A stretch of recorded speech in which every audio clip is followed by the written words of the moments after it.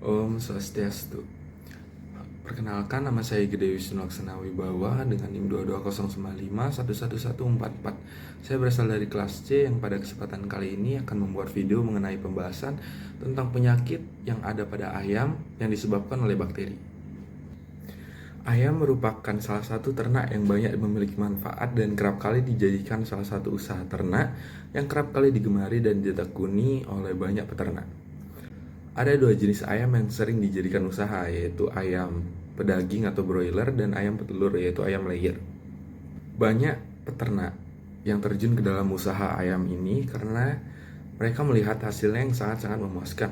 Namun jangan senang terlebih dahulu, karena dalam usaha ayam ini banyak yang harus kita perhatikan. Aspek-aspek yang harus kita perhatikan itu ada beberapa aspek, mulai dari kesehatan, kebersihan, pakan, vaksinasi, biosecurity, dan masih banyak hal yang lainnya.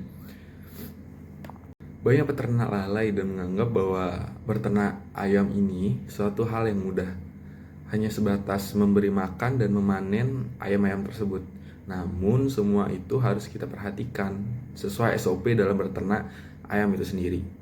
Dalam usaha ayam ini sendiri ada banyak sekali resiko yang menyerang, terutama dalam konteks penyakit, yaitu penyakit yang sering atau umum menjangkit adalah penyakit kolibasilosis yang disebabkan oleh bakteri E. coli. Escherichia coli atau E. coli adalah bakteri yang bisa hidup di usus manusia dan hewan yang fungsinya sebenarnya untuk menjaga kesehatan dalam pencernaan. Namun, ada jenis E. coli tertentu yang dapat menyebabkan infeksi sehingga menimbulkan gejala diare, sakit perut, dan kram. Jenis bakteri E. coli yang berbahaya ini menghasilkan toksin SIGA atau STEC. Ini adalah sejenis racun yang dapat menyebabkan penyakit bawaan makanan yang parah. Racun dari bakteria Escherichia coli tersebut dapat menular ke manusia ataupun hewan melalui konsumsi makanan yang terkontaminasi, seperti daging mentah atau setengah matang, susu mentah, dan sayuran mentah yang terkontaminasi, dan juga bisa melalui kebersihan air ataupun kebersihan kandang yang ada di lingkungan tersebut. E. coli adalah salah satu bakteri yang mendiami usus manusia ataupun hewan.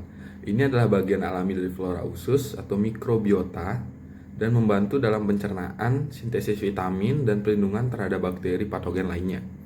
E. coli memiliki struktur bakteri gram negatif dengan dinding sel yang khas. Sebagai organisme model E. coli K12 telah digunakan dalam penelitian untuk memahami banyak aspek biologi, termasuk genetika, replika DNA, dan regulasi gen. Beberapa strain E. coli patogen seperti E. coli 0157H7 dapat menyebabkan infeksi serius pada manusia ataupun hewan. Gejala ini meliputi diare, muntah, demam, dan yang lainnya. Patogen E. coli dapat menginfeksi melalui makanan atau air yang terkontaminasi. Penyakit yang paling umum disebabkan oleh bakteri E. coli itu sendiri adalah kolibasilosis. Kolibasilosis adalah penyakit yang disebabkan oleh bakteria Escherichia coli atau E. coli pada ayam. Penyakit ini umumnya terjadi pada ayam unggas komersial seperti ayam pedaging atau broiler dan ayam petelur atau ayam layer. Kolibasilosis pada ayam dapat menjadi masalah kesehatan yang signifikan dalam industri peternakan ayam dan dapat menyebabkan kerugian ekonomi yang besar.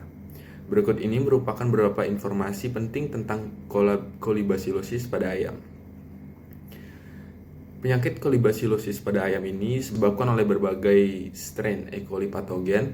E. coli adalah bakteri yang ada dalam usus ayam secara alami, tetapi beberapa strain yang patogen dapat menyebabkan infeksi dan penyakit jika kekebalan tubuh ayam terganggu.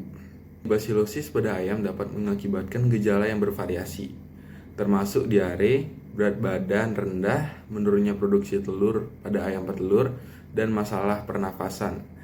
Gejala yang parah dapat mencakup kematian mendadak pada ayam. Untuk penularan itu sendiri, kolibasilosis pada ayam dapat menyebar melalui kontak langsung antara ayam yang terinfeksi atau melalui kontaminasi di lingkungan yang terkontaminasi oleh feses ayam yang terinfeksi. Kondisi lingkungan yang lembab dan kotor dapat meningkatkan risiko penularan. Untuk pengobatannya sendiri, yaitu dengan Pengobatan kolibasilosis pada ayam melibatkan penggunaan antibiotik yang sesuai dengan konsultasi dengan seorang dokter hewan. Namun, praktik penggunaan antibiotik di peternakan ayam harus berhati-hati untuk menghindari resistensi dari antibiotik tersebut.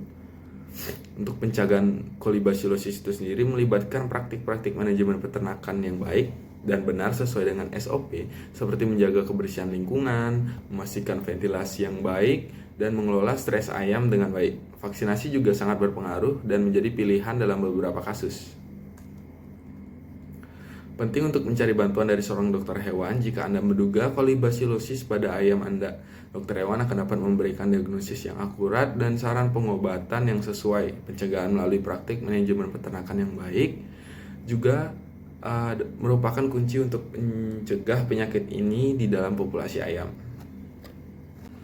Kolibasilosis pada ayam adalah penyakit yang disebabkan oleh infeksi bakteri Escherichia coli atau E. coli, dan beberapa poin penting yang dapat diambil sebagai kesimpulan tentang kolibasilosis pada ayam adalah sebagai berikut. Yang pertama, dari penyebab utama itu sendiri, penyakit ini atau kolibasilosis disebabkan oleh berbagai strain E. coli patogen yang dapat menginfeksi ayam. Gejala kolibasilosis pada ayam dapat bervariasi, tetapi umumnya mencakup diare, penurunan berat badan, masalah pernafasan, dan penurunan produksi telur pada ayam petelur. Infeksi parah dapat menyebabkan kematian dan masih banyak lagi. Kemudian untuk penularannya itu sendiri melalui kontak langsung antara ayam dan ayam yang terinfeksi atau melalui lingkungan yang terkontaminasi oleh feses ayam yang terinfeksi. Kemudian untuk pengobatannya sendiri melibatkan penggunaan antibiotik yang sesuai dan harus diarahkan atau dianjurkan oleh seorang dokter hewan. Namun penggunaan antibiotik harus berhati-hati karena dapat menyebabkan resisten terhadap antibiotik itu sendiri.